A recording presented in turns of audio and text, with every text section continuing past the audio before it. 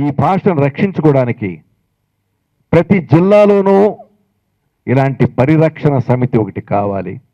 ప్రతి గ్రామంలోనూ రావాలి.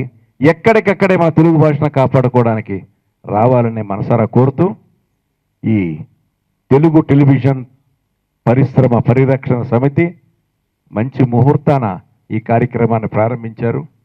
చాలా తీవ్రంగా వారు కృషి చేస్తున్నారు. అందరూ ఒక్క తాటి మీద ఉన్నారు. మన ఇండస్ట్రీకి సంబంధించిన వ్యక్తులు మెగాస్టార్ చిరంజీవి గారు, ఆయన ఈ రోజున కేంద్ర మంత్రి కూడా, అలాగే నాగార్జున గారు. మరి నాగార్జున గారిని మన వాళ్ళు వెళ్ళి కలవడం జరిగింది. వీరందరూ కూడా సహకరిస్తే నేను సహకరిస్తానన్న మాట ఆయన అన్నట్టుగా మన వాళ్ళందరూ చెప్పారు. చాలా సంతోషం. కాకపోతే మెగాస్టార్ చిరంజీవి గారిని కలవాలని మన వాళ్ళు ప్రయత్నం చేశారు. మీరు ఆయన అంటే బిజీ కదా, మంత్రి గారు కాబట్టి బిజీ కాబట్టి ఆయన బహుశా కలవడానికి అవకాశం దొరుకుండకపోవచ్చు.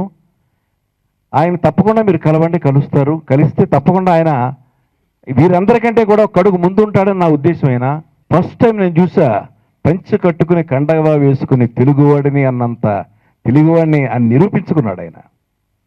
అలాగే ఆ రోజు సభలో చెప్పాడు ఆయన, తెలుగు భాషకి మనం ప్రాధాన్యత ఇవ్వాలి. తెలుగు వాడనేవాడు ప్రతి ఒక్కడు తల్లిని మర్చిపోయినట్టు భాషను మర్చిపోతేనని చెప్పాడు ఆయన.